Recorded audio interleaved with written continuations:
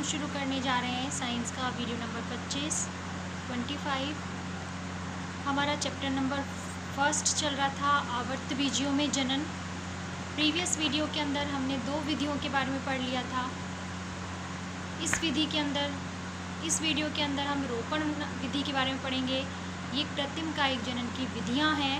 इसमें हम लास्ट विधि को डिस्कस करेंगे, वो है रोपण या ग्राफ्टिंग। ठीक है, इस विधि के अंदर क्या करते हैं, 2 अलग अलग पादपों को लेकर उन्हें जोड़ दिया जाता है। इस प्रकार जोड़ा जाता है कि वो एक ही पादप की तरह जो है वो व्यवहार करे बाद में, और जो स्थानीय पादप होता है उसके अंदर उत्कृष्ट गुणों का समावेश इस विधि द्वारा कराया जा सकता है। ठीक है, देखते हैं, डिस्कस करते हैं इस विधि को। सबसे पहले इस विधि में 2 अलग अलग पादपों को जोड़कर नया पौधा तैयार किया जाता है। इसके अंदर 2 पौधे होते हैं, एक आधारी पादप होता है, वो स्थानीय पादप होता है। ठीक है, आधारी पादप जो होता है वो स्थानीय पादप होता है। देखें इस डायग्राम में, ये आधारी पादप है, ये स्थानीय पादप है, और इसके ऊपर दूसरा पादप जिसे कि इससे जोड़ा जाता है उसे कलम कहते हैं। ये उच्च गुणयुक्त पादप होता है। स्कंद जो होता है ये निम्न गुणयुक्त पादप है। कलम के अंदर विशिष्ट लक्षण, विशिष्ट गुण मौजूद है, जिसके कारण हम इसे जो जंगली प्रजाति है, स्कंद है जो है, उससे हम इसे जोड़ देते हैं। जोड़ते वक्त हमें ये ध्यान रखना चाहिए कि दोनों की एधा, दोनों की कैम्बियम संवहन ऊतकों के बीच में पाई जाती है, जाइलम और फ्लोएम के बीच में, याद होगा कैम्बियम। तो इस प्रकार जोड़ते हैं हम कि दोनों की कैम्बियम या दोनों की एधा एक दूसरे के संपर्क में आ जाए। थोड़े दिनों बाद दोनों के जो एधा होती है उसके ऊतक विकसित हो जाते हैं और ये एक ही पादप की तरह व्यवहार करता है, और संवहन ऊतकों के माध्यम से पदार्थों का परिवहन शुरू हो जाता है, पादप की वृद्धि शुरू हो जाती है। ये जो प्रक्रिया है ये क्या कहलाती है, ग्राफ्टिंग। अगेन रिपीट कर लेते हैं हम इसको कि जो ये विधि है इसके अंदर एक आधारी पादप होता है जो निम्न गुणों युक्त होता है, वो स्थानीय पादप है जिसे हम क्या कह देते हैं, स्कंद कह देते हैं। ठीक है, एक उच्च गुणों युक्त पादप होता है, उस पादप भाग को हम स्थानीय पादप पर रोपित कर देते हैं और वो क्या कहलाता है, कलम कहलाता है। समझ में आ गया। स्कंद और कलम दोनों को इस प्रकार कसकर बांध देते हैं कि दोनों की एधाएं और कैम्बियम एक दूसरे के संपर्क में आ जाएं, तथा कुछ समय पश्चात दोनों ही एधाएं जो होती हैं वो क्या हो जाती हैं, जुड़ जाती हैं, और संवहन ऊतक जो हैं वो एक दूसरे के संपर्क में आ जाते हैं और ये एक ही पादप की भांति व्यवहार करते हैं। ठीक है, 2 पौधे को एक साथ जोड़ने की विधि है ग्राफ्टिंग या रोपण। इस विधि में एक स्कंद लेते हैं जो जंगली प्रजाति है, जो निम्न गुणों युक्त है, और एक कलम लेते हैं जो उच्च गुणयुक्त पादप है। दोनों को जोड़ने के लिए दोनों की क्या संपर्क में होनी चाहिए, एधा संपर्क में होनी चाहिए। कुछ समय पश्चात क्या हो जाता है कि दोनों के संवहन ऊतक संपर्क में आ जाते हैं, एधाएं जुड़ जाती हैं, पदार्थ का परिवहन शुरू हो जाता है, पादप की वृद्धि शुरू हो जाती है और वो एक ही पादप की भांति व्यवहार करती है। तो इस विधि का क्या फ़ायदा है, क्यों हम इस विधि का प्रयोग कर रहे हैं, तो इस विधि द्वारा अच्छे गुणों का समावेश किया जा सकता है। और मुख्यतः यह विधि जो है वो आर्थिक रूप से बहुत उपयोगी है। आर्थिक रूप से इसलिए उपयोगी है क्योंकि उत्पादन दर को इसके लिए क्या करा जा सकता है, बढ़ाया जा सकता है, तो इसलिए आर्थिक रूप से बहुत उपयोगी है।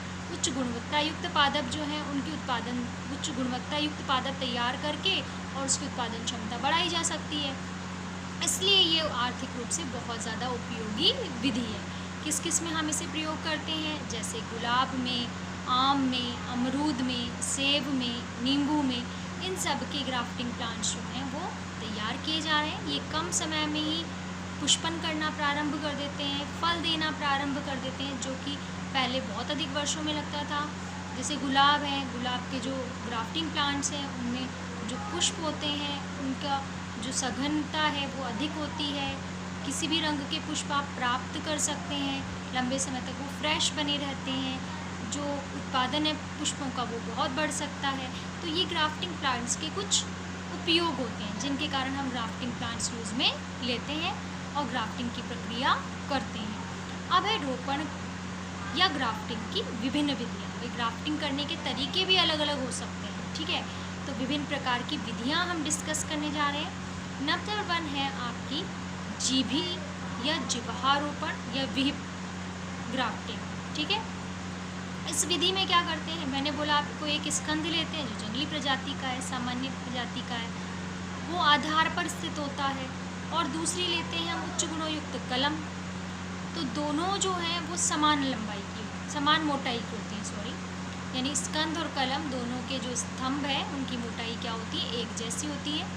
और उसके अंदर हम जो है वो स्कंद में तो वी आकार का चीरा लगा देते हैं, ठीक है, और कलम जो होता है उसके अंदर स्कंद फिट हो जाए, कलम जो है वो स्कंद में फिट हो जाए, इस प्रकार का चीरा लगाते हैं। फिर दोनों को जोड़ देते हैं और फिर कसकर जो है रस्सी धागे की सहायता से क्या कर दिया जाता है, मोटी धागे या रस्सी की सहायता से बांध दिया जाता है, ठीक है।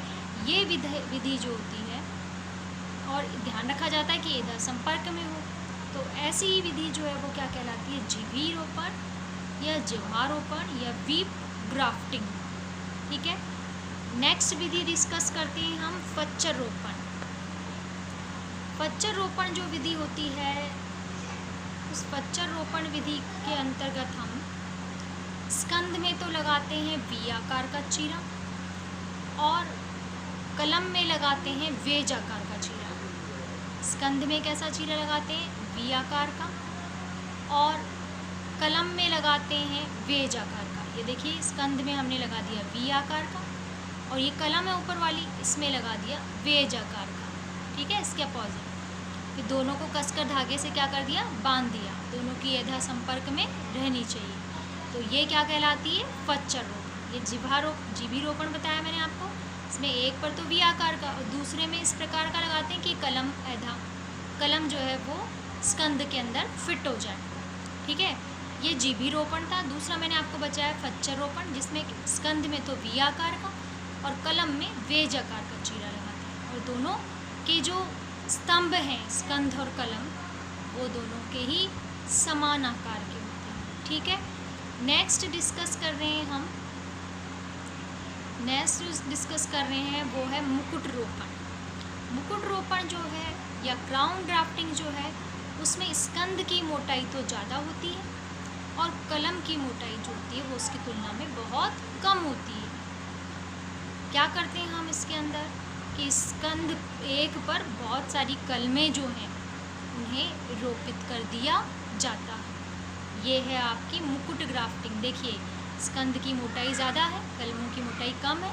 इस तरीके से एक स्तंभ पर बहुत सारी कलमों को क्या कर दिया जाता है, रोपित कर दिया जाता है। नेक्स्ट और लास्ट विधि है कलिका ग्राफ्टिंग। कलिका ग्राफ्टिंग में क्या करते हैं हम, स्कंद की छाल हटा देते हैं और छाल हटाकर उस पर टी आकार का चीरा लगा देते हैं, और इस टी आकार का जो चीरा होता है इसके अंदर कलम जो है उसको रोपित कर दिया जाता है, और फिर इसको कसकर क्या कर दिया जाता है, बांध दिया जाता है। तो ये हमने 4 प्रकार की विधियां डिस्कस करी। नंबर 1 हमने करी जीभी रोपण, जिह्वारोपण, ठीक है। नंबर 2 करी फच्चर या वेज ग्राफ्टिंग, इसे विप ग्राफ्टिंग कहते हैं, इसे इंग्लिश में वेज ग्राफ्टिंग कहते हैं, इसे क्राउन ग्राफ्टिंग या मुकुट रोपण कहते हैं, या किरीट रोपण भी कहते हैं, और इसे बर्ड ग्राफ्टिंग या कलिका ग्राफ्टिंग जो है वो कहते हैं। तो इस प्रकार हमने कृत्रिम कायिक जनन जो है उसको कंप्लीट कर लिया है, ठीक है। हमने इसकी 3 विधियां डिस्कस करी और ये सबसे लास्ट विधि है। सबको समझ आ गई होगी क्योंकि बहुत टफ नहीं है, इजी है, और अपन डेली जो लाइफ है उसमें इन सब विधियों को करते हुए देखते भी हैं। ग्राफ्टिंग प्लांट्स तो आजकल बहुत ज़्यादा चलते हैं, तो आपने काफ़ी नाम सुना हुआ भी होगा। करते किस तरीके से हैं ये आपको अच्छे से समझ में आ गया होगा। अब हम डिस्कस करते हैं लैंगिक जनन क्या होता है, ठीक है। लैंगिक जनन हमने डिस्कस कर लिया है। अब हम डिस्कस करने जा रहे हैं लैंगिक जनन। आप सबको पता है कि जो आवर्तबीजी पौधा है उसके अंदर लैंगिक जननांग यानी जननांग जो होते हैं वो पुष्प के अंदर स्थित होता है, और पुष्प क्या है, एक प्रकार का रूपांतरित परहो, यानी परहो के रूपांतरण से ही पुष्प निर्मित होता है। ठीक है। पुष्प जो होता है, तो आपने देखा होगा पुष्प के नीचे एक डंडी सी होती है, उसे हम क्या कह देते हैं, पुष्प का वृंत। तो पुष्प किस पर लगा हुआ होता है, वृंत पर। और पुष्प का जो सबसे नीचे वाला भाग जो होता है वो थोड़ा फूला हुआ होता है, ठीक है। ये वृंत है, ये फूला हुआ भाग जो है इसका, जिसके ऊपर की इसके सारे भाग स्थित होते हैं, सारे चक्र स्थित होते हैं, इसे हम पुष्पासन कह देते हैं। क्या कह देते हैं, पुष्पासन, ठीक है। अब पुष्प के जो है अंदर 4 चक्र उपस्थित होते हैं। जिस पुष्प में चारों चक्र उपस्थित होते हैं पुष्पासन पर, वो पुष्प कहलाता है पूर्ण पुष्प। कौन सा पुष्प कहलाता है, पूर्ण पुष्प। जैसे सरसों का है, मटर का है, इसमें चारों चक्र उपस्थित हैं, तो कौन सा पुष्प कहलाएगा, पूर्ण पुष्प, ठीक है। यदि किसी पुष्प में चारों भाग में से कोई भी भाग अनुपस्थित है, ठीक है, 4 भाग है और 4 में से कोई भी भाग अनुपस्थित है, तो वो पुष्प क्या कहलाता है, अपूर्ण पुष्प कहलाता है। जैसे लौकी, पपीता, ये एक लिंगी होते हैं, तो एक पुष्प में एक ही जननांग पाया जाता है, एक ही जनन चक्र पाया जाता है, इसलिए हम इसे क्या कह देते हैं, अपूर्ण पुष्प। पपीता